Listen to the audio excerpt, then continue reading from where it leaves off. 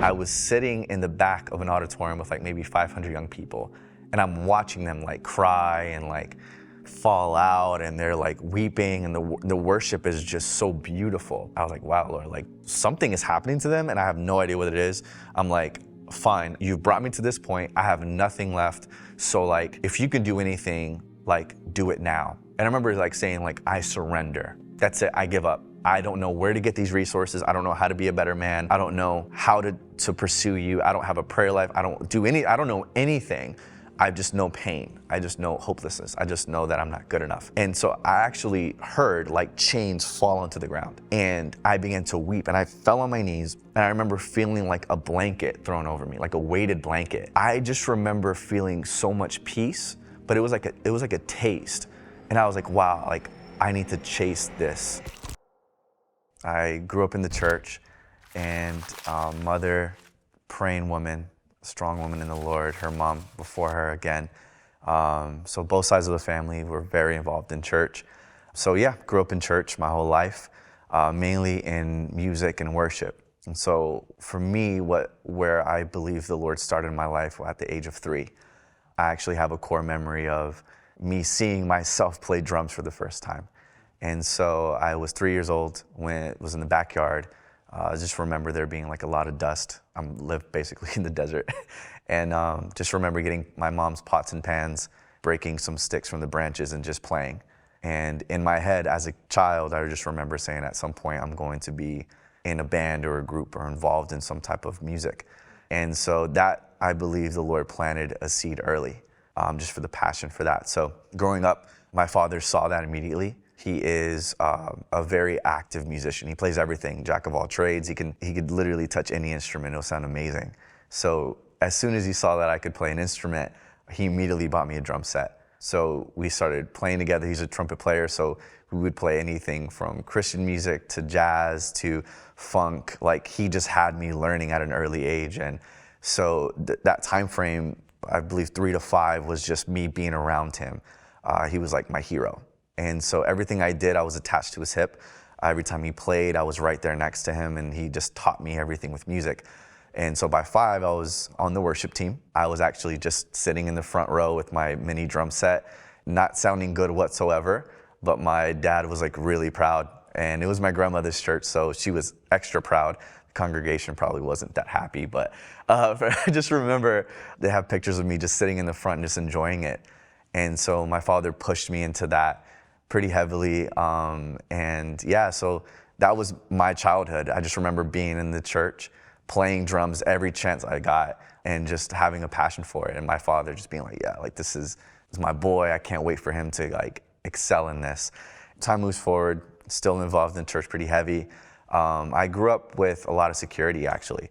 My father had a great job. My mother had another great job, actually. Considering the town is small, they both had pretty good jobs. So there's a lot of security. I don't remember living in lack at all, really, as a child. So I remember believing and thinking like, wow, like my family has it together, like everything is perfect. You know, I'm the only boy, so I have 2 older sisters. So just remember just kind of being like that little kid who just was by himself, like only kid, just him and pops. And so, yeah, I would just run around with dad and work with him and play music with him. And so that was my childhood, like in a nutshell. Things really took a turn for me and my family around the age of 12 or 13. So around that time, my parents filed for divorce. So my father actually was in infidelity. And so for me, I just remember being devastated. I remember as the only boy, like, okay, what's gonna happen now? So I remember the last time I saw him around that time frame, he was like, hey, like, I'm just going to grab a couple of my things and I'll be back later for dinner.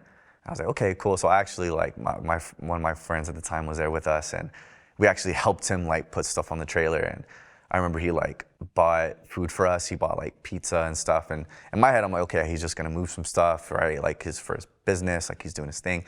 And that day he actually didn't come back. And, you know, one day led to another, and I was like, wow, like he's gone. Like, and my mother knew what was happening, was like, hey, like he's not returning. And so I remember in my head, like not being able to perceive what was happening. And so my mother being like very strong-willed, she got a second job and immediately started trying to keep the ship afloat, so to speak. And so she was working a lot. I rarely saw her. At the time I was 13, 14. So again, identity, I was like in that mixture of like, okay, I'm learning to become a man, but then that role model like left. And so I remember just wanting that validation, wanting that security again. And so as time moved forward, I just remember just slowly becoming very angry and bitter, seeing my mom work so much. And now it was a very strict Hispanic household. So, you know, like the weight that they put on the shoulders of a man, okay, it went from now you're developing to you are the man of the house now. We expect this from you. We want you to be that. And so I began to put on many hats that I was not prepared for. So I began to stress over bills, began to actually work with my dad, like these side jobs, whether it be plumbing, electrician work, air conditioning and heating, to bring money in for the family. So that caused more tension, where I was like, well, I need to help provide for my family, but then the only way I can get it was with my father. So that time, my relationship with my parents kind of turned into like a business partnership of like, I'm working with my dad now to make ends meet with my parents, or my mom, I'm sorry. And now I'm with my mom, but now I'm also working with my dad. So there was that moment in my life where I had to choose almost, like I'm providing here, but I'm over here. And I just remember as a child feeling so torn, and life was just moving so fast. So as that time progressed, we began to lose things. We had a beautiful home. I remember seeing a beautiful truck that we owned at the time get repossessed. I remember going with my mom to these used car dealerships. And mind you, this is a tiny town, so the options were not great. So I remember we had this like tiny like hoopty that had no AC, and in the summers of Texas, it was just brutal. There's no tent in the windows. I just remember like having to sit through it, going to school, like the seatbelt would burn us. Like it was these memories that I couldn't forget.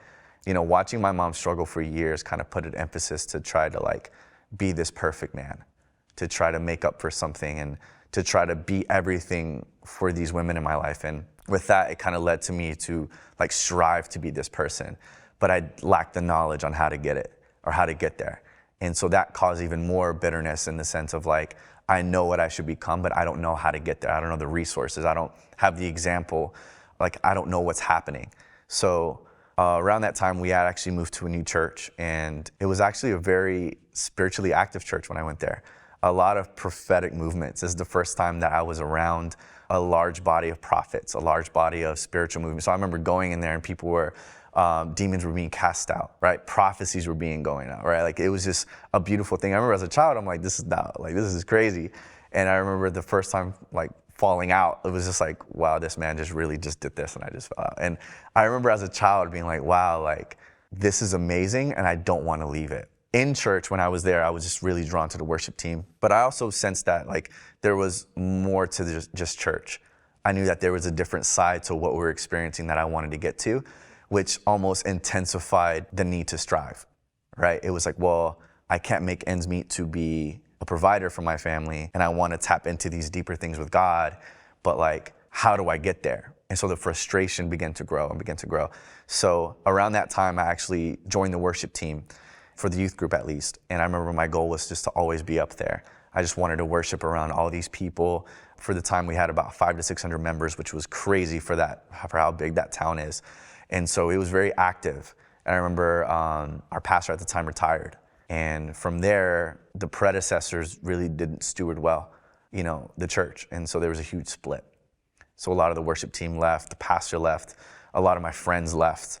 And I remember on top of the divorce, I was like, wow, like now the church I'm going to now, like where am I gonna, like what's happening?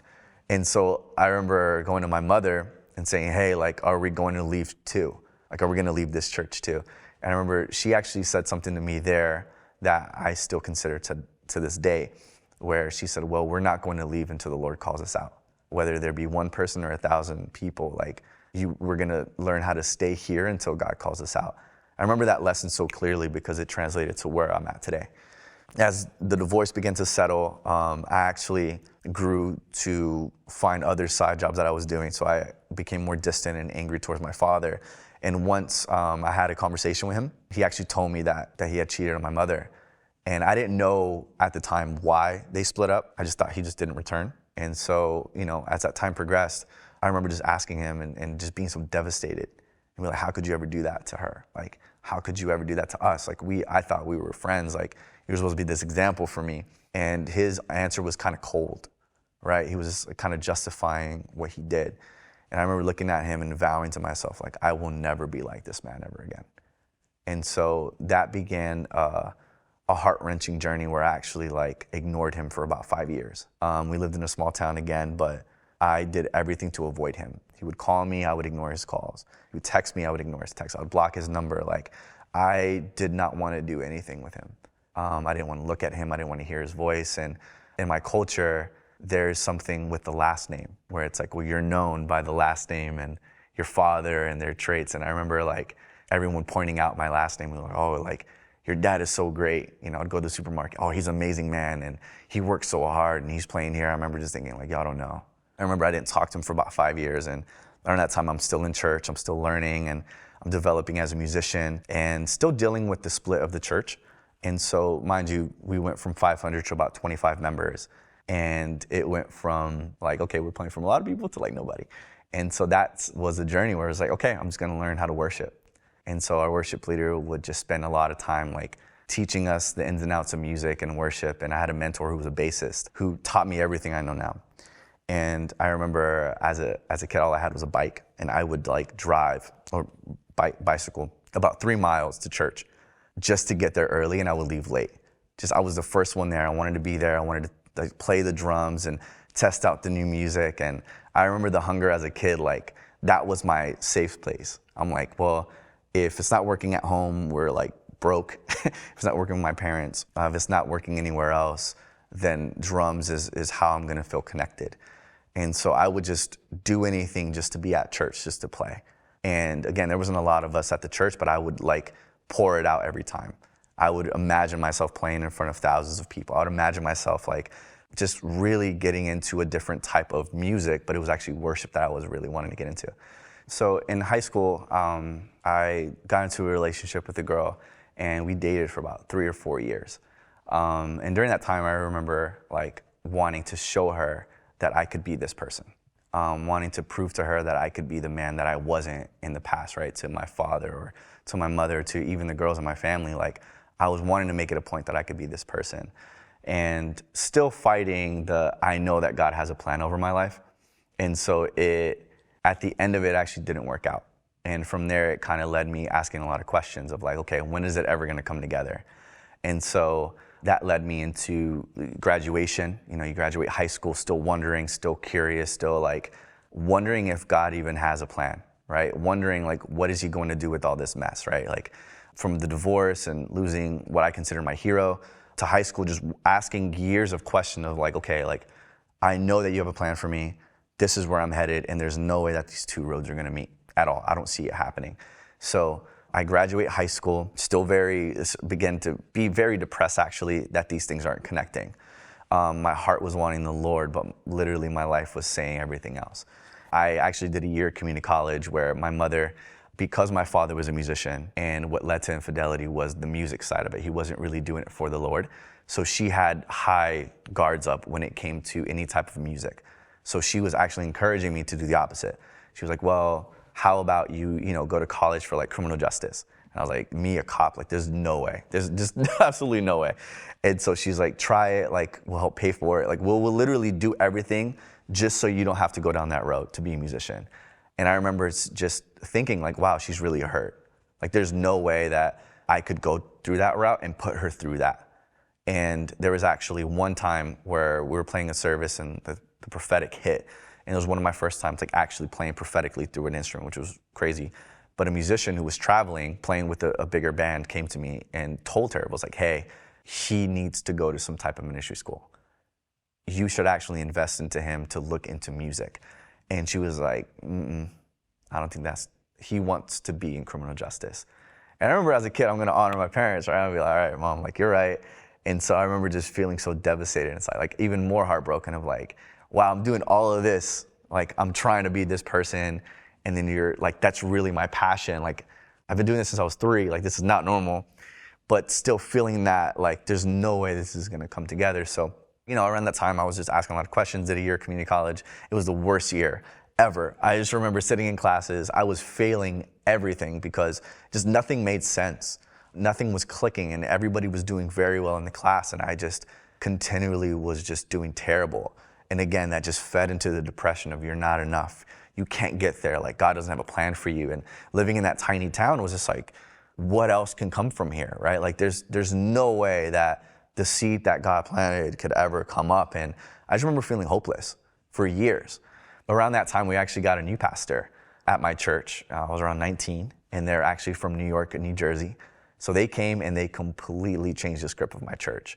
Different feel, different worship, just a different type of passion that I've never seen before. They literally brought the East Coast to West Central Texas, and we didn't know what to do. I just remember being like lit ablaze by their passion. I just remember seeing my youth pastor and my pastor at the time, Pastor Cortijo, where he would just preach on the deep things of God. And I began to take notes, and I began to be so drawn to those things. And the art of flowing, like the worship pastor was my pastor's wife. And so she would just sing all these melodies and all these riffs and just tag these different songs. I remember just being so blown away with it. Like, I didn't know that this was a part of worship. I thought it was start, end, you do something crazy and you call it a day, but they were flowing. And I remember seeing that, and they were actually very big into a conference called Battle Cry that was here in New York. And so they were having one in Dallas. I remember them saying, hey, we should actually go visit. We're gonna go to this conference, it's gonna be good for you. And I'm like, first off, I'm 19. It's a bunch of 15-year-olds, like, I don't wanna go. And they're like, we'll pay for everything. I'm like, fine, I can't say no to that. It's Dallas, it's 4 hours away. Like, okay, it's better than going to Walmart, right? And so I remember going to this conference, which was actually the same weekend that I had for a drum competition. I went to Assemblies of God Church, and so every year we would have a competition for your instrument, and I was doing pretty well at the time. And I remember that weekend thinking like, wow, out of all weekends, like I have to choose.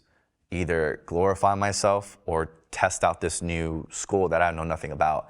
And I had scholarship money pent up from it, meaning like I could have applied that to any college and or Christian college, I'm sorry. And so I remember I actually had a dream before that weekend of seeing this old like oaky looking tree. It was like a thick tree next to like this broken down gas station.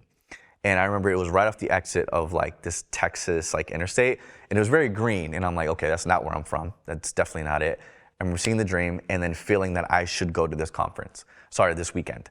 So I go to this weekend with my now best friend and my pastors, and we get off the last exit to go to this school to visit for the weekend. And I see like this thicker tree that's like older, beat up, next to a broken down gas station. And that was one of the first like prophetic dreams I had. And I saw that and I said, wow, this is where I need to be. So I go to this school, and there's kids from all over the country, my age, seeking the same thing. Okay, wow, like this is a bubble. So I go, literally fill out the application, did not tell my mother at the time. So I'm still working at home, and I'm like, okay, I'm gonna do this. This is my sign that I need to do something for God. So I remember signing up for it, and they're like, oh, it's gonna be a couple grand just to get into it. And then it's gonna be this much for dorms. It's gonna be this much, but it's a year experience just for you and the Lord. And I remember thinking like having enough faith, just be like, I'm just gonna do it. I'm just gonna submit my application. I just know like this is my way to get into the things of God. It's my way to like escape this like dreaded life that I've been living for years of like hopelessness and pain and stress to like something new. So I go to this school with the intention to be a drummer. And the first service there, we go there, we have a couple fundraisers to basically get me there. And I literally only had enough for like the first semester. And so I'm like, okay, if I can just go for 5 months, the Lord will open up something. Like that was my mentality. It was so interesting. And I go and just make enough for that first semester. And the first service that we have was actually the first encounter I had with Holy Spirit. I was 19 years old, and I remember like it was yesterday. I was sitting in the back of an auditorium with like maybe 500 young people, and I'm watching them like cry and like fall out, and they're like weeping, and the worship is just so beautiful. And I was in the back, and I was like, wow, Lord, like something is happening to them, and I have no idea what it is. I'm like, fine, you've brought me to this point. I have nothing left. So like, if you can do anything, like, do it now. And I remember like saying like, I surrender. That's it. I give up. I don't know where to get these resources. I don't know how to be a better man. I don't know how to pursue you. I don't have a prayer life. I don't know anything. I just know pain. I just know hopelessness. I just know that I'm not good enough. And so I actually heard like chains fall onto the ground. And I began to weep, and I fell on my knees, and I remember feeling like a blanket thrown over me, like a weighted blanket. And I was weeping in the presence of the Lord so heavy. Like I was there for at least like 45 minutes to an hour. Like they had like finished the service, and I was still curled up in a ball in the corner of this auditorium. And I just remember feeling so much peace, but it was like a taste. And I was like, wow, like I need to chase this. It was like addicted to it. I was drawn to it. I was like, wow, like this was an experience that I've never felt before. For the first time in years of my life where I felt like whole. I felt like the peace of God. Like, I'm like, well, this is amazing. I'm going to do anything to get there, right? And so I remember for the next 2 or 3 months, I fell in love with the Bible. I fell in love with the Bible every day. Like I would go to lunch, I would eat very quickly, and I would run to my dorm room, read my Bible for the rest of my lunch break. After we were done with like our work hours and our classes, I would go to the dorm room. I would just read and listen to sermons and listen to preachings and like the Jewish roots and meanings and definitions. I just fell in love with the text. And the thing that was lacking, like I really didn't understand the spiritual aspect of it, but I just knew that I loved the word. I was reading like the proverb a day. I was reading Psalms. Like I was finding these scriptures that related to me, right? Like, why are you so downcast, my soul? I was like, wow, this is in the Bible. I'm feeling that. I'm feeling like I'm not enough. I'm feeling like I have to provide and be this person, and the pressures of life are like too much. But like, this is in the Bible. This is like, has been out for thousands of years, but like, oh my goodness, this takes actually a grown man, a mature man, to be able to air out his laundry like this. I don't have that. So I began to read more, and I fell in love with the Gospels, of just finding out who Jesus was and his patterns and how he treat people, how he talk to people. And I had just so much pent-up aggression, so much bitterness and anger and depression, where I was like, this is not me at all. Like, this guy literally would get like slapped and forgive them. He almost got pushed off a cliff, and he's like, I'm just gonna walk through. Like, I could not imagine what type of man would have this much patience. I'm like, this is not me at all. I'm the actual complete opposite. Like, I'm angry, I'm bitter, I'm hurt, I'm stressed. Like, there's no way that I can attain this. And so I began to read and just fell in love with the Word of God. And so music actually like began to leave my mind. I went for music, and there was a couple opportunities for me to play. And yes, I played in a band or two with some friends, but like that wasn't my focal point. I just remember thinking like, forget the drums right now. Like, I'm finding Jesus. I'm finding life in these scriptures. And I just remember just having conversations till like 2 or 3 in the morning with other dorm mates about the scripture, about the text. And we're just like going off of each other. It was amazing. And so, I completed the first year. People began to like invest almost into my spiritual life, which is crazy. I had a couple people who were saying, we're going to start to bless you monthly. Right, we're gonna fund it, we're gonna do this. And the Lord began to like fund this thing. So I remember it's a 2-year program. The summer, I kind of come back out of that and hit reality. So I go home, and my mom is immediately like, hey, like, we're struggling financially. Like, we need you here. You're the man of the house. And I remember thinking like, wow, I just was in this Christian bubble, this spiritual tank, so to speak, for a year. And now I'm stuck with the real life in the middle of nowhere. I'm not around any friends right now. And I remember just feeling like, wow, like, God, like, this was messed up. Like, how could you experience something so great and then be back to pain and stress? Like, it's like leaving a church service, and it's like going home to reality of like, man, I'm sick. Like, my mind isn't right. Like, I don't know what I'm doing with my life. Like, God, is there any way that you can make something happen out of nothing? And so towards the end of the summer, I just remember thinking, like, feeling the pressure of like, okay, I'm not gonna go. And feeling the pressure of like, I don't think I have enough for that. And so the director actually called me and was like, hey, for how well you did the first semester, we actually want to help give you a scholarship. And so we want you to come back, but we want you to do the leader track. And I was like, okay, cool. So I actually go back again, did not tell my mother. She was very upset. So I remember like during that time getting with my best friend, and I was like, dude, listen, we got to pack the car. and we're gonna fill out our stuff and we're leaving. I have to go. I can't stay here. And, I look back at it and it was just such an immature thing to do, but I know like my end goal was to be with the Lord. And I was like, no, I have to finish this commitment. I remember leaving, and that began even more turmoil with the relationship with my mother. Like, that also fed into the men in my life leave. You're just like them. And verbally, like, I would hear this from her and other family members, and I was like, wow, like, I'm experiencing God in this way around all these people, but like, they don't see the fruit of it. And I'm like, it's sickening almost. Like, the people I wanted to support me the most are like actually like chastising, making fun of me. They're like, why are you doing that? Like, you're not changing. You're actually worse of a man because you left us. And I remember like having that heart tear of like, oh my goodness, is this even worth it? Like, I just remember that of like, my end goal was to be this person for them, right? And so, I was having these crazy encounters. I was a leader of 8 first-year interns, and no lie, like, we did very well. Like, everything was cohesive. We were a very successful group.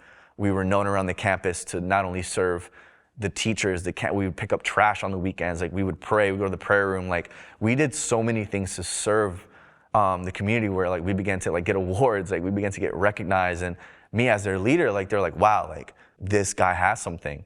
And so the opportunities began to roll in, right? Hey, we would actually love for you to come be a youth pastor in Houston. We're gonna pay for everything. We're gonna give you a house, we're gonna give you a car, we're gonna give you like a stipend, like, you're taken care of, right? After graduation, college, you're good to go. Another one, hey, this youth camp in Iowa, we're gonna pay for you to come here. We're gonna pay for you to go to California. Like, all of these doors began to open up, and I was like, wow, Lord, like, it's finally gonna happen. This is it, this is my time to go through. And so still with that side of the family, like, still fighting and going through all that stuff, I was still wanting to like, okay, no, Lord, like, I know that you have a purpose for this. And so, we graduate the internship, and I'm like at the top of the hill. Like, I feel amazing, I'm great, I'm ministering here, I'm traveling here. At the time, like, we're traveling back and forth from New York. So we're going to preach, we're going to minister, and I'm like, wow, like, God, you're doing so much right now. Like, it's only gonna get better. So at the end of the internship actually like shuts down. Just due to some financial issues and some other things that was happening. It was really intense. But I just remember thinking like, okay, like, I can't stay here. So I actually stayed in Dallas for a little bit. And I remember my godmother at the time had a ministry. It was a small ministry, and I went to go help them. And about a month in, she was like, hey, like, I feel like you should go home. And I was like, I will never go home. There's nothing there, like, nothing. She's like, I think you should go home. So sure enough, after like really being as stubborn as I could, I was like, fine, you're right. So I called my best friend. I'm like, hey, dude, like, I don't know what to do. So he's like, that's fine. So he drove 4 hours to come pick me up in Dallas to then drive me back with all my stuff. And I remember just feeling so ashamed in that trip. I didn't say a word. I was like, okay, this is it, God. Like, you're picking on me at this point. So we get home, and within a month, we're still fighting. We're going through it with my family and my sisters, and there's so much turmoil and like dissension where like we couldn't even sleep. Like, we couldn't even sit at the same dinner table together. Like, we borderline had hatred towards each other, where it was like, I can't even look at you. I can't hear your name. You're just this terrible person. And people, like, we were just fighting so much. Like, I remember the house was so thick with tension that like I would literally leave. I'm like, no, I can't be here. I would just go sit in my car and just be like, I would rather be in my car than like in this house.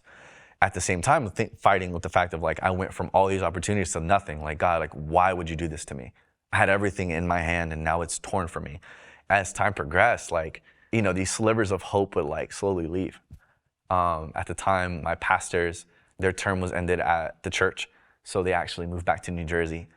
And so I lost my pastors. And at the time, my youth pastors got an opportunity to pastor in El Paso, which was like 8 hours away. So they moved. My worship pastor again moved as well. So I'm like, there's no way. Like, it goes from here to back here. Forget it. Like, this is just, I'm done. And within that month, I remember after all this happened, my mother was going to run an errand, and I was in the living room. And again, we weren't really talking at the time. And so she was leaving, and she like grabbed her stomach. And I'm like, wow, this is crazy. And she's like, ow. I look at her, and she began to weep. And this is the first time I've seen her cry in like years, right? I'm just used to her being the strong woman. And she's like weeping and crying and in pain. And I'm like, yo, you okay? She's like, I need to go to the ER. And mind you, I've never heard her say that. So sure enough, I drive her. And again, that car ride is silent. You can cut the tension with the knife. We take her in. Turns out she has a hernia. She works a lot. She has like 2.5 jobs borderline. She's doing a lot of physical labor and stuff. Like, she's too old to be doing this.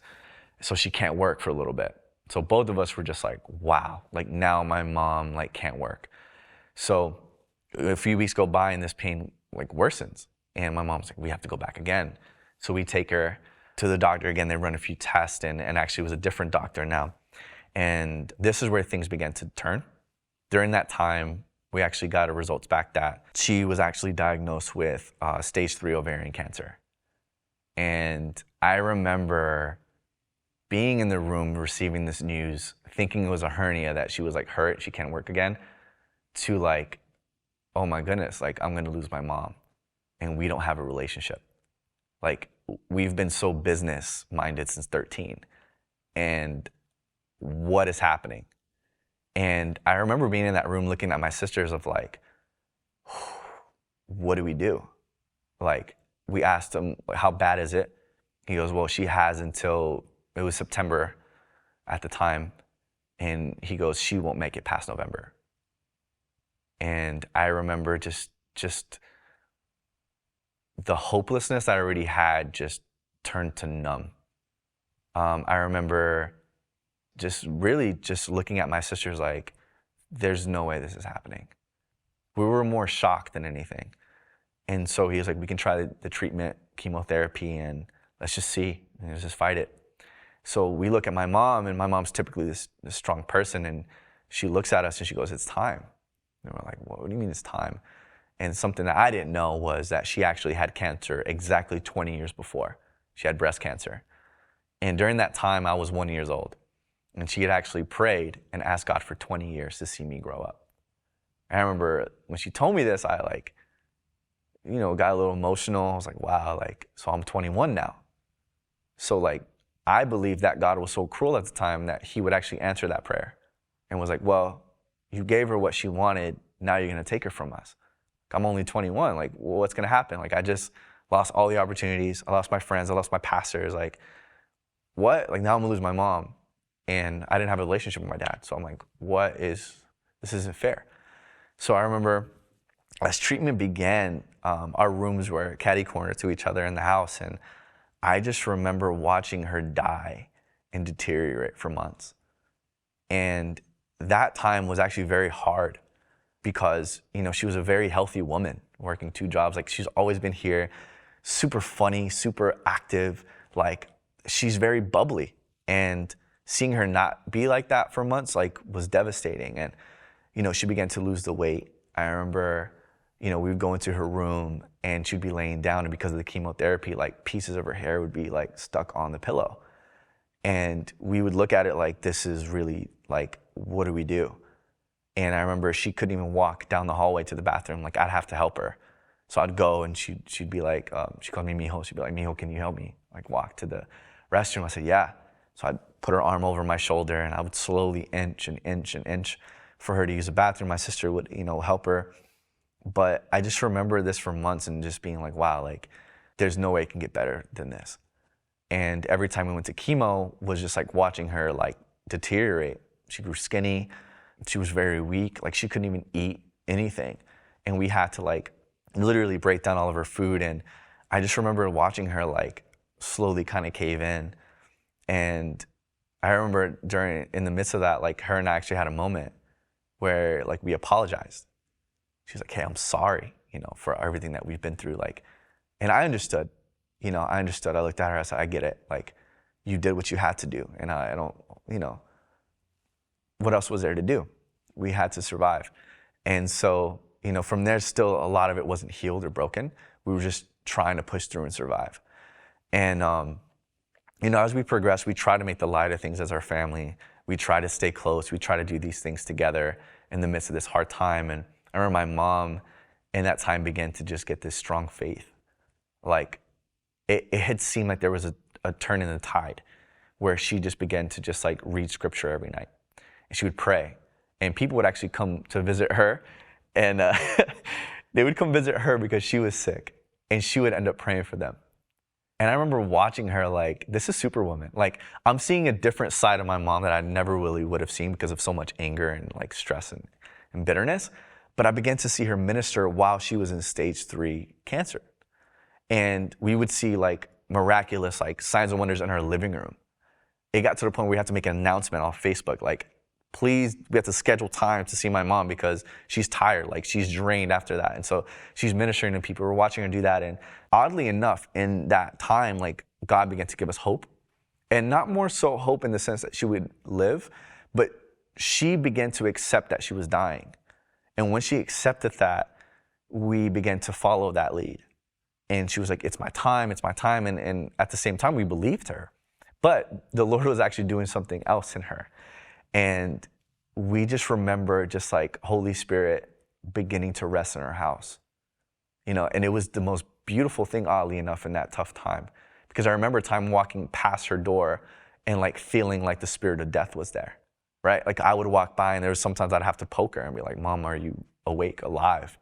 And there was sometimes where like she wouldn't move and it didn't seem like she was breathing. She's like, I'm okay, like I'm alive, I'm fine. And I remember like weeping some nights of like, oh my goodness, like I don't want to lose you. like you've done so much for us, but still fighting that. And to feel the spirit in the house was just something that we needed. I just remember that the house for a minute was just so dark and broken and bitter, and the spirit of death was there. It was like literally hovering around. And as she began to pray, as she began to do this, our hope began to like get better and stronger. And so over time, like she began to start getting better. The doctors were like, hey, we don't know what's happening, but this tumor is shrinking. And we like were blown away. We're like, wow, this is a literal miracle. And again, like I had mentioned before, like I only knew the word of God. So the spiritual stuff I wasn't into. I didn't really believe, right? I just only knew the word. And I was like, there's no way that this stuff can be real because I've never seen it. And we're watching like the tumor shrink. And the doctor was like, hey, I think we can get this to a point where, you know, she goes through remission and we can actually control this thing. And literally the entire home was like, oh, this is great, right? So after that, you know, as things began to get better, obviously we still had our things and our disagreements, but, you know, as things progressed, we were just trying to make ends meet, but now like we're all starting to get on our 2 feet slowly. And around that time that she began to be ill, around the last year, right before the shift that she had, I actually stopped going to church. At the time, I kind of pushed everything aside and said, okay, no more worship, no more this, no more that. And so I actually began to do that. And so that actually began a pretty tough journey where I was so out of the things of God that like, well, now that this is happening and we're like towards reaching the end, I can kind of do my own thing. So with all the pent up aggression and like stress and anxiety that I had, like I stopped going to church completely, and I actually began to like stop serving the Lord. So from there, I didn't realize that I had like shelved a lot of those emotions, a lot of the things that I was feeling during my mom's sickness, that like it began to just resurface in other ways. So at that point, I actually began to get really, really divert into a side of myself that I've never seen before. I fed the anger, so I was really angry. I was very sharp with my words. I began to just be very cruel and very tactical on how I hurt people. I began to just stop serving people. I began to stop caring. I began to stop asking people if they're okay. Like I began to stop doing the things that were errand, and I began to just get heavy into drinking and heavy into partying. And I would literally like go to these cities on the weekends and just like party and just be out all night. And at the time, one of my friends, his family member also had cancer as well. So he was going through it. So we're like, you know what? This is going to be an excuse for us. We were young. We're just going to go out and just like drink our sorrows away. So, we would go out to these clubs and all these things, and we would like drink so much where we didn't know where we were, just literally standing still. And I remember we did this like every weekend. I remember like traveling by plane and driving long hours just to go to these parties and these clubs and trying to be something that I wasn't. And in this, I remember like the depression and the anxiety and the fear and the stress began to like pile on even more. And I remember one time it hit its peak where, I was at a club, and I remember I was like heavily intoxicated. And someone at the time actually like slipped something to us, to our group. And all of us were like feeling so many things. And I remember all of us being like, dude, like this is not okay.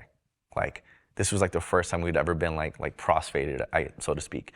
And at that time, I remember hearing things in the club. And I remember there, I was standing still and I was like looking at my friends, and it seemed like there was like a bubble around me. And I remember hearing a voice of like, you don't belong here. Like, this is not your scene. You should leave. And I remember just like thinking this, and I was like, well, I don't belong here. What do you mean? Like, this is where I find joy. This is where I find fullness. This is where I'm like being able to express myself, right? This is where I can just down all my problems away with the drink. And I remember hearing that, and I looked at my friends, I'm like, did you guys hear that? And they're like, no. I'm like, I need your car keys. I'm gonna go to the car. And I got the car keys, and I actually went into the car, sat there, and actually blacked out for like the next like 12 hours, 13 hours. Like I was in there for the rest of that night and half of the day. So, you know, during that time, like that was like a big realization for me of like, wow, like I did not live this way. I wasn't raised this way. So like, this isn't me. Like, and it was honestly kind of scary because I was headed down a path where I was being very reckless, like financially. I was spending so much money on alcohol, spending so much money on these clubs and all these like clothes and all these things. And I just remember feeling so lost and hopeless in it. And after that experience, I'm like, okay, like I'm gonna calm down. All right, bro, we're just gonna have to face this the way it is. And so around that time, I was living on my own. I moved out of my home, and I got a better job, making a significant amount of money. I remember in it, like all of my feelings and emotions began to just pile on. And I remember sitting in this apartment. I didn't have any furniture in there. And I remember just sitting there and just like being depressed. Like, again, trying to drink again, like I'm fighting this, like leaving that time of partying for like those 2.5 years. And, you know, sure enough, I just kind of had it. I was like, okay, I'm making money. My family's good. Like, I'm okay. I have my own space now. I'm not in church, but still like, this is what I wanted. I have everything I need around me. I have money, I have this, I have that. And so I remember I began to just like stop caring. I would get like a beanbag chair and just sit in my living room for hours and just like depressed. I remember that's when the thoughts of suicide began to come in. And it was so wicked and so scary that like I just could not imagine that anybody can think that, especially me. And I remember thinking like, okay, every time I drove, I had a truck at the time. I remember every time I drove the truck past a certain light, I'm like, I could just like hit a left. And what if I go that way? I was like, what if it doesn't kill me? Like, no, I got to think about it better. What if I just drink, you know, this away? What if I call this person I used to go to for drugs or for this or for that? Like, what if they have this and I'll just take pills and I'll just end it?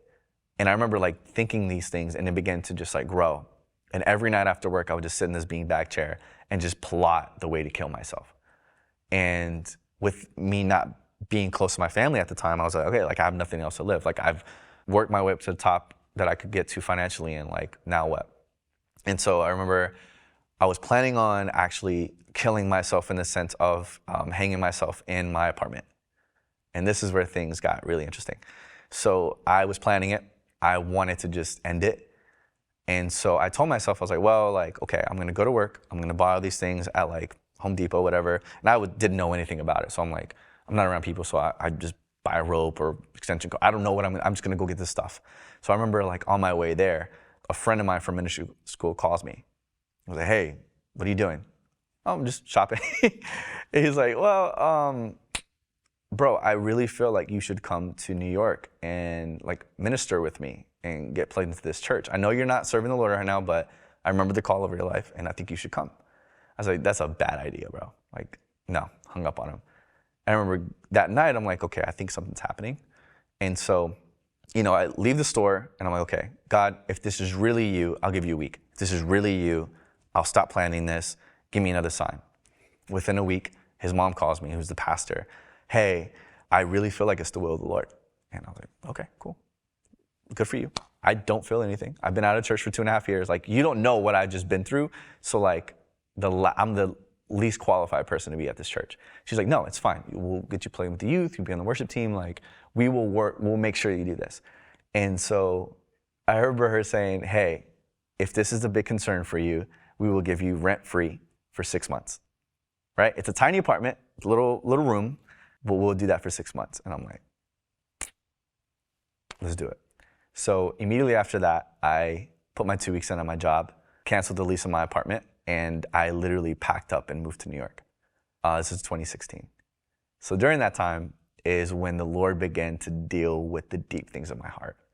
All the hopeful things that I had in mind, he actually began to just work on my heart. It was 4 years of no. It was 4 years of, no, bro, this isn't for you. You're not who you think you are. It's 4 years of 5 a.m. prayer. It's 5 years of, 4 years of just like, hey, bro, you just have to learn to submit. And I remember this church was actually very active in the things of the prophetic. And I remember at first I was receiving so many prophetic words. And I remember sitting there and, things were going well for the first year, 2 years. And then there was actually a dispute that happened within me and the individual who brought me there. And, we began not to see eye to eye anymore. And, things kind of led to the point where we started doing our own thing. So this friend of mine actually moved to Texas, and I was like, okay, now I'm living in New York with no family at this church. And then now it's weird because it's just me. So I'm like, there's no way. And I remember the room was so tiny, it only fit a twin size bed. And my feet were in my closet. The door would open and it would hit my bed. And I remember this being dude, I'm 25, 24, and there's no way I could be living. I just had a huge apartment in Texas that my closet was bigger than this room. There's no way. I'm this is dumb. I'm just gonna move back. So around that time, I actually had met a girl at a church, and then we began to date. And then things progressively things just were gelling but not gelling. And then over time, we began to just plan our lives together. And so, you fast forward a couple of years, and in 2019, I actually proposed to her. And during this time, I'm not really set financially. We're both pretty young. She was younger than I was at the time. Still younger than me. But during that time, I remember thinking okay, I'm going to do this and I'm gonna do it right. This is my time. This is my chance to finally have somebody in my corner with me and stuff. And so we began to plan our lives together. At the time, I was working in the city for a tech company, and there was an opportunity that opened up in Austin. So you know what? This is perfect. Newly engaged. Now I can actually start a family in Texas, close to my family. Great job. I'm gonna have everything I need. We can find a home church, get plugged in. And so that was towards the end of 2019. And then the pandemic happened. And around that time, I remember getting sick for about a day. Her family got sick as well. So there was a lot of things happening in the mix. And so I remember we were around each other for about a week and a half, 2 weeks. I was around her family all the time. So, we're all shut in and we're around each other, and we're okay, what's happening? So during that time, I just felt there was a little bit of separation. We just began not to see eye to eye to things, and we began to see and notice things about each other of oh my goodness, this is not good. This is not a healthy place to be in to live long term. And for me, I was wow, I'm pushing down so much years of pain and stress and anxiety and fear and worthlessness that this was not a good breeding ground for a marriage. And it was being exposed to me.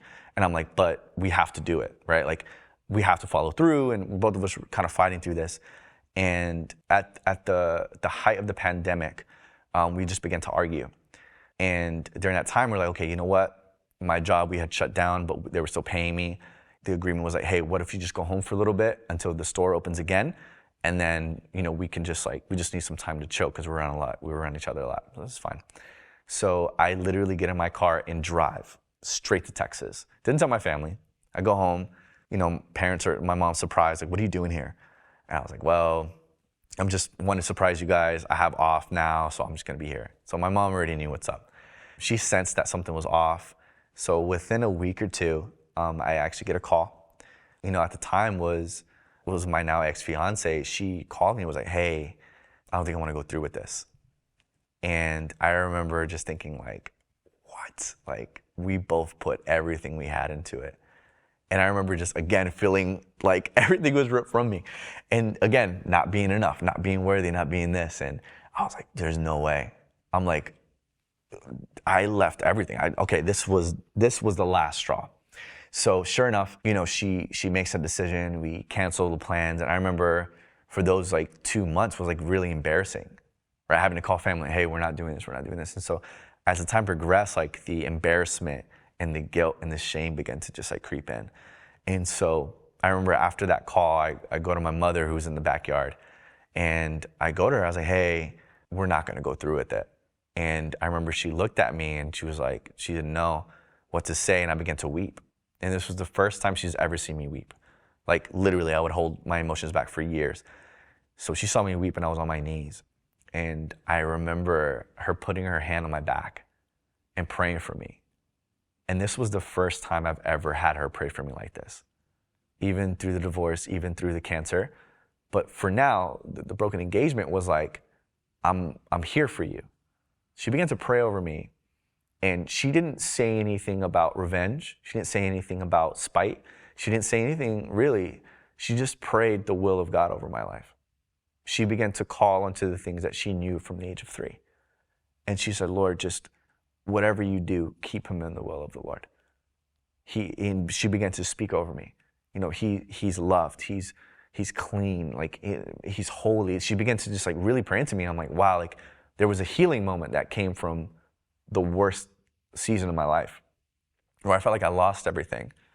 And so I remember after that prayer, I again had another dream soon. And I had a picture of me sitting in a prayer room. And I was like, sitting like crisscross style. And I was sitting in the front. It was just me. And I remember seeing the layout. I'm like, I've seen this layout before. This is a weird church, but I've seen this layout before. I think I've been there once or twice. But I was like, okay. And I tell my parents, like, hey, I feel like I need to go back. And they're like, why? You have nothing there. Literally, you have nothing there. Like, the thing you were there for, like, doesn't want you. And I was like, you're right, but I should do things right.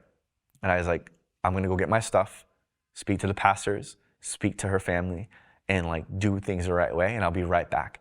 And after this dream, I remember seeing a video online, and it was a house of prayer in New Jersey. And I remember seeing this video, they were replaying like services from the past, and I'm like, this is the place that I dreamed of. I'm like, this is weird, but the last time I had a dream like this, it's where I needed to be. So I remember looking at this video and seeing this place. I'm like, well, I didn't know at the time, but I was like, it's a house of prayer. I think they're open 24 hours. I think it's like, I don't know what it is. I'm just gonna go there. I'm gonna pray for a couple months, and I'm gonna come right back to Texas because I know God can speak to me in 3 months. And so at the time, I didn't have a place to live. So when I went to go get my stuff, I remember like sleeping in my car, sleeping in my hotel, like in hotel rooms, and not having enough for it. I was like breaking even for what I was making. And I remember at the time, my pastors who moved from New York, they were in New Jersey, and they said, hey, we heard about what happened, and we know you have a job here, but we have a studio that's apart from the house, but it's a studio apartment, and it's perfect for someone like you. They're like, we're selling the house in 3 months. So they had no idea that I had told my parents about 3 months. They go, we're selling the house in 3 months, so you can live there. And I'm like, great. So told my parents, hey, there's a free spot. Let me at least get acquainted there. I'm gonna go to this house of prayer.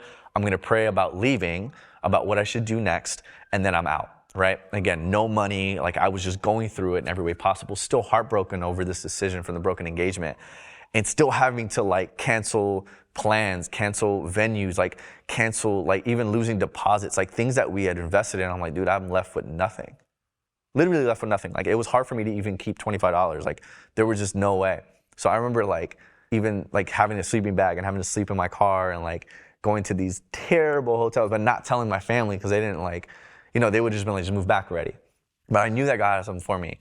So, you move forward to the pandemic, and I move into this house, and I would say this was the moment that I actually truly encountered Jesus. This was the moment that I knew him as a comforter and as a provider. I remember I couldn't sleep for weeks. Like I couldn't even utter my ex's name. I couldn't utter, my father's name.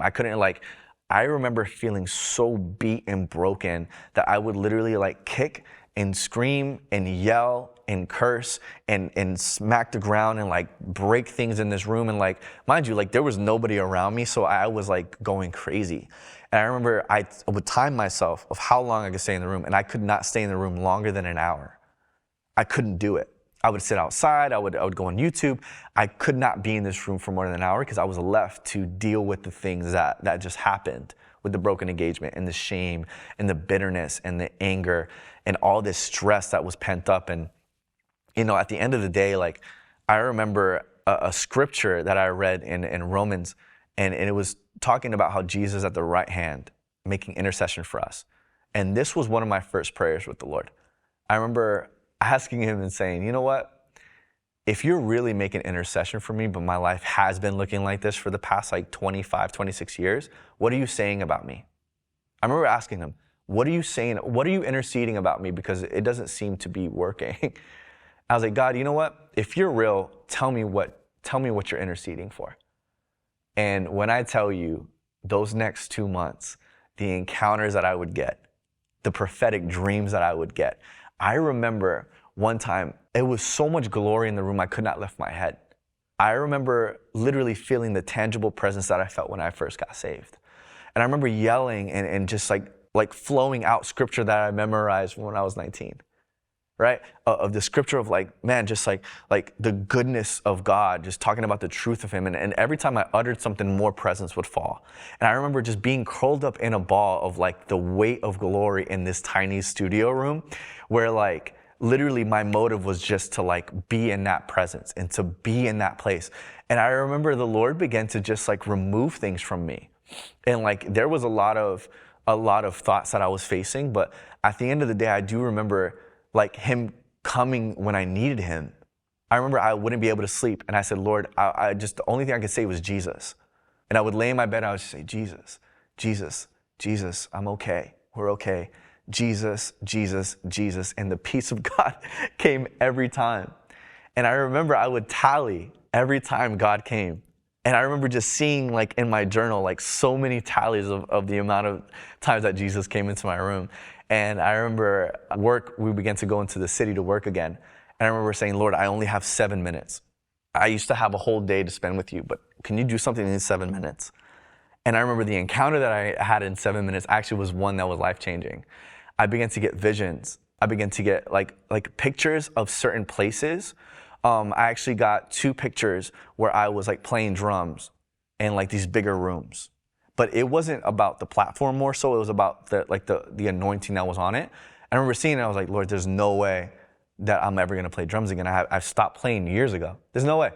So sure enough, after that encounter, the 7 minutes that literally changed my life, I remember seeing okay, you show me all these pictures, but how is this gonna come together? I don't have a home church. I'm not plugged anywhere else. So I do know that house of prayer is around, but I guess I'll go there. So I remember going and I would just hide out in the back in the broadcast room because a friend of mine was a sound engineer there and he had been trying to get me there for years. And I remember sitting in the back and I would go sit during sound check and just watch them worship. And I remember just seeing these people they had no agenda. They would just flow. And I'm like, oh, this is weird. This is crazy. And I remember just always weeping in the back. And I just remember getting encountered in this prayer room.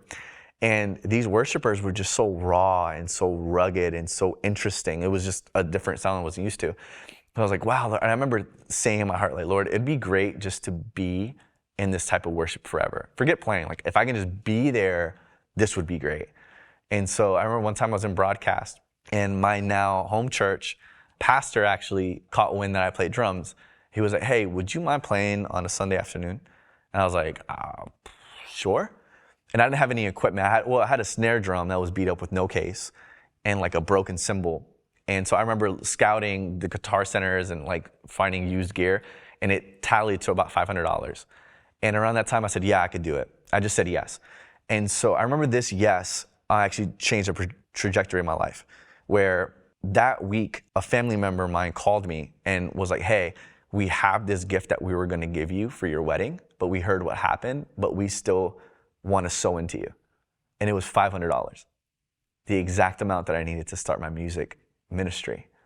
And I remember seeing that and I'm like, what? This is crazy. So I went out, bought this used gear, and that first service translated to many other communities that began to say, hey, we want you to play here, we want you to play there. So what started in this tiny church at 3 p.m. actually began to expand over the region of New Jersey and New York. And over the last 2 years, it's been nonstop. And not in the sense of wanting to play for people or platform, but it was the Lord was beginning to answer what he had planted when I was 3 years old.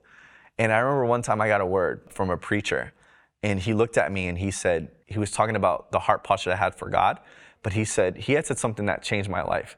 At the beginning of that ministry, he goes, every time you play, you're going to see reconciliation, and the Lord is going to mend your family together. Although, like, and in my head, I'm like, well, he doesn't know that they're in Texas. And so the more opportunities I began to get to was off of that yes. And the more I said yes, the more grace God would give me. And I began to see these intense things. And I learned that prophetically there was a sound coming out of the drums. You know, repeatedly people were like, dude, there's a sound coming out. There's a sound. And I'm like, all right, I don't know what that is. And then I remember after that service, there was almost a spiritual awakening, an understanding of the prophetic in worship, where I remember every word that I read in ministry school is now being manifested in the atmosphere that I'm at the house of prayer. And as I began to worship more, the Lord began to skill the craft. He placed me and opened up opportunities for me to be around, yes, well-known artists, I guess, but at the end of the day, it was ministries who had the heart posture to worship the Lord in spirit and truth. And it was answered prayers from that I had in the worst time of my life. And now I'm living in it where I'm like, wow, like it seems I know what it was like for 27 years to have the word no. And once I truly gave God my yes, that changed my life. It was 27 years of no that led me to the last 2.5 years of yes. And in that, I remember God even purifying my heart. And for me, even a miracle is even being single in this time, where he was like purifying my thoughts and purifying my mind on what a healthy man should be and what the word says about marriage and what the word says about these things and cherishing it for what it was. And now in hindsight, I look back at it, I'm like, wow, I was not ready back then. And to see that the grace that God had over me during that time, during a terrible time actually, was like, to see it now and to see who's made me to be is a testament of how good he is. And even, you know, the relationship with my father, like, I remember what it was like to force and to be something I wasn't. And it was producing a life that was just so toxic and just not natural. And now I just have seen him and his goodness. Like, I've seen what he could do with it, yes. And he's completely brought peace into every situation of my life. Like, everything I touch now, I'm like, wow, God, like, you did this. Like, it brought me into a new job, new friendships, new community, new church, new, like, a different level of health that I've never been in. And I'm like, Lord, I wouldn't have any of this if not for you. And the Lord would respond and be like, well, if it wasn't for your perseverance to hold on to the word that I planted in you, those two things wouldn't have crossed. And I remember seeing it in the sense of feeling hopelessness for 27 years. And it wasn't easy, but it was worth it. I just remember looking at it now where I'm like, okay, now, like, the worship thing is just a bonus. Like, I have joy, the same joy if I'm playing in front of 2 or 2,000. Like, it doesn't matter. Like, I'm in the presence of my Father. Like, I'm in the presence of a king. I'm in the presence of my comforter because I've experienced him as a comforter. I'm in the presence of my provider because he provided for me from having nothing, literally nothing, sleeping in my car, to, like, now he's progressed the goodness of my life. And not for the sense of having these things to, like, show off, but more so, like, this is how good a father is, because I lost touch of what a father was because I was so betrayed. And it was interesting now that I go back home and visit, that he's actually reconciled the relationship with my father and my mother and my sisters, where the more I played, that prophet was right. He began to reconcile and heal years of damage, years of just pain, years of misunderstanding, years of stress, years of division in my family, where now I thought that I had to do something to mend my family together, but really I just had to surrender it to the Lord. And being across the country, away from my family, but being involved in things of the Lord, I'm like, wow, like, you did that long distance. Imagine like what he could do in these people's lives. And so I remember now I'm stepping into a place where I talk to people, like, and it's funny because yes, I'll play quite a bit, but I'll always end up talking to somebody, a young worshiper, or just somebody in the congregation who has a similar story, right? Where people are like, wow, like, you know, my wife left me and my 2 kids. Or, you know, I don't know if this music thing's ever gonna go. I don't know if this is my call. And it's funny because now I look at them, I'm like, wow, like, I'm looking at them to the scope of a father, like Jesus, of like, The whole time he was looking at me saying, if you could just hold on, if you just have faith, I will make things whole. And not just financially, emotionally, like in every way, because he's so good. And so now, like, I don't think I've ever been so joyful and happy and full in my life. And it's not because what I have, but it's who I've encountered. And I keep encountering him time and time and time again. Like, I could have the worst day ever, but I know where to run to, because in the worst season of my life, I knew that he tested to be true. So now I know where my help comes from. And so now that ministry is running full force, it's like, I'm thankful for it. And I look back and I'm like, wow, God, like, I have so much joy into everything that I'm doing, because I knew where I was living for the past 27 years. And so now 2 years later, I'm like, wow, like, God, you're that good. Like, and now you're opening up different opportunities for me to travel a little bit more, to minister here, to go to these places, and to even do things off the drum set. He's also brought a community of people to impart into me, where now, like, you know, things are flowing prophetically in prayer and intercession. And I'm like, wow, Lord, like, these are the gifts of the Spirit that you promised to your children. These are the things that come with it. And it's not for the sake of promotion, but it's for the sake of empowering the body of Christ. And I remember, like, wow, like, I needed to be empowered for years. And so now, like, I remember feeling years of, how do I get there? Will it ever happen? I know now I can speak to people and say, it will. You know, just this is the way to do it. Like, you have to see him as a father. You have to see him as a Lord. You have to see him as all these things. And so out of my experience, I'm like, wow, like, he just keeps getting significantly better, right? Like, it's amazing. And so, now, you know, when I go home and visit my family, like, we can sit and talk. You know, we've sat and prayed together. We've reconciled, even with my father. You know, my dad was a big breadwinner. And so last time I went, I believe it was the end of last year, I actually had to sit down with him for dinner. And he told me about his childhood and told me about the struggles he had and the outlets that he didn't have. And he did admit to his issues and his problem and even the mistake, but we were able to have a heart-to-heart conversation where, like, I began to pray over him. And I've never seen my dad weep, but what made him weep was he took pride in providing, and he felt he betrayed that over us, and he admitted it. And when we're eating dinner, I remember paying for dinner, and it's the first time he always would pay for dinner, and I paid for it. And it was not expensive, but I paid for the dinner, and he began to weep in this restaurant. And I felt the peace of God just, like, rest on us. And he looks at me, he goes, wow, like, God really did something. And I was like, no, he's doing something. But I began to speak life into him, which led to our reconciliation, which even with my mother, like, now, like, we're borderline ministry partners. Like, we're planning different trips together. We're planning ways that we can pray for our family together. Like the Lord really mended years of pain and division and stress and loss for us to have everything we have now. Aaron, who is Jesus to you? He's my everything. I literally could not picture my life without him. He saw me at my worst, pulled me out, cleaned me up, and fathered me. Like, he's my friend. He was my comforter. And he would always point to the word, which is himself. But it was like, in the worst times of my life, I knew that there was a hand over me. And when it was revealed, it was always him. He was like, I was always involved. I was always next to you. I was the driving push for you to be where you're at today. So Jesus to me is my everything. I couldn't live this life without him. Like, I don't see my actual life and spiritual life as separate things. Like, they're ingrained. Like, Jesus to me is, I'm speechless thinking about how good he is, but I literally couldn't imagine a life without him. Everything I have, everything I am is because of him. He gave me hope. He gave me a future. He gave me love. And yes, with friends and community, but with him, like, with presence, with Holy Spirit. And so Jesus to me is life. Aaron, for those people who are in that same space that you were, in the midst of just, as we can say, letdown after letdown after letdown, and maybe they're in the midst of that, what is a quick word of encouragement that you can give to those people watching right now? Yeah. I would say, hold on and learn to cling to him.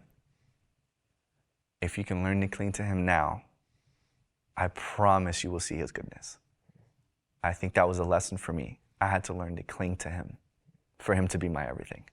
There's hope in Jesus. There's hope. Like, he gives life and life in abundance. And I pray that my story shows you the beauty and perseverance, but shows you the beauty of how consistent God can be over you. That even in the midst of the worst times ever, like, he was still present and ready to be called on. But my advice would just be to draw near, because he's there. Any last words? I just pray that this really encourages you to push through, to hold on, that this life isn't a waste, that you do have a purpose, and that there are certain things saved for you as a child of God. I would say you may have a lot of talents and a lot of skills, but God wants your heart, and the quicker you surrender it, the more he can do with that. And I just encourage a full surrender, because he can do a lot with a broken heart.